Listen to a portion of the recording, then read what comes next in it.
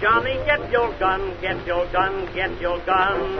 Take it on the run, on the run, on the run. Hear them calling you and me, every son of liberty. Hurry right away. Causes that lead to World War I. Mutual defenses allies. Before the Great War, Europe made allies with other countries around it to help them if another country attacked them. For example, some of those were Russia and Serbia, Germany and Austria-Hungary, France and Russia, Britain, France and Belgium, Japan and Britain. Austria-Hungary declared war to Serbia. Russia defended Serbia, Germany declared war to Russia, France against Russia, and Austria-Hungary. So it made like a connection, so all the countries were one against another, and that made a big connection that other countries will attack other ones. Imperialism is when a country attack another one so you can gain territory and greater power and wealth. Germany declared war to Austria-Hungary. Militarism. At the beginning of the 20th century, all the arms race began. By 1914, Germany had the greatest increase in military buildup. UK and Germany increased the navies at the same time. Further, in Germany and Russia, particularly, the military started to gain power among the public policy. And the assassination of Archduke Franz Ferdinand. So the Treaty of Versailles. So this treaty is a document that was signed on June 28, 1919 by Russia, France, and Great Britain and ended the war. It was formed by 14 points, the main ones being no more secret treaties, countries must seek to reduce their weapons and their armed forces, national self-determination should allow people of the same nationality to govern themselves, and one nationality should not have the power to govern another, and all countries should belong to the League of Nations. So the consequences that this treaty brought were, first of all, it altered the geography of Europe. Here's a picture of how it was before and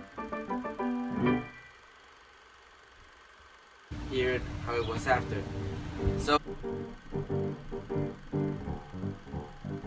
also this treaty made Germany pay for all the damages that were caused. It made up a sum of 6.6 billion euros, a quantity that Germany didn't have and affected Germany's economy in a really bad way. And this led to the hyperinflation of 1923. And finally, with this treaty, World War I ended. Adolf Hitler was the leader of the Nazis from 1934 to 1945 with his death. Born in Austria 1889, considered a madman and starter of World War II. The Nazi government was a totalitarian regime. It started when Hitler rose to power in 1933. The main objective of the Nazi government was to eradicate all the non-pure races because Hitler was obsessed with tall, blonde and blue-eyed Germans who he thought they were the superior race. The target of the government of the Nazis was the young generations because he thought that the young seed of the country was its future and he did not care about the old people. The economy from 1933 was about like 6 million or more, and until 1939 the economy decreased until 300,000 euros.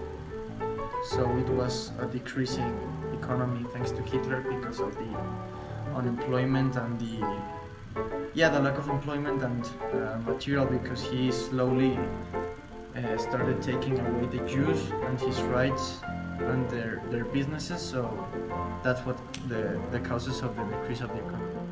One of the countless examples of the totalitarianism in the German government between 1933 and 1939 was the Gestapo, which was the secret police that Hitler established to take away the Jews and to kill political opponents, so he could not have any rivals and so he could secure his government.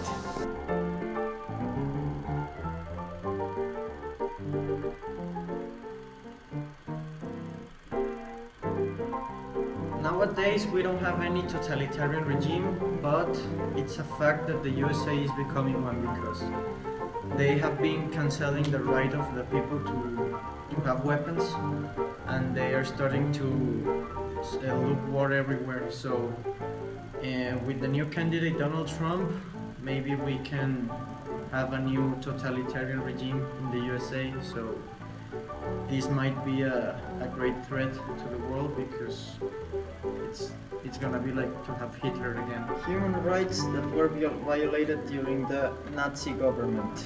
First, the right to live. Over 6 million Jews died in the concentration camps.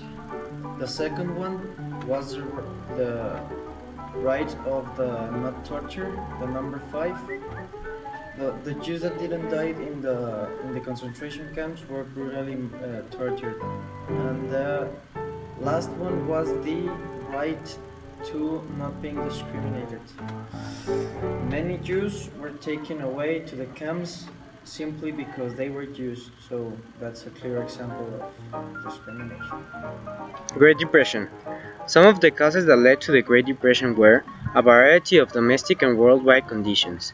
Some of them were the stock market crash, where stockholders lost more than $40 billion, the bank failures, where more than 9,000 banks broke and an enormous amount of people lost their savings, and finally, the government inaction over the economy. Some characteristics of the Great Depression were extreme poverty, unemployment, hunger, and homeless people. I will go in detail to explain these 4 points. More than 1 million families lost their houses and took up residence in shantytowns, made up of tents and other recycled objects. They were called the Hoovervilles. During the Great Depression, many people committed suicide or died because of starvation and malnutrition.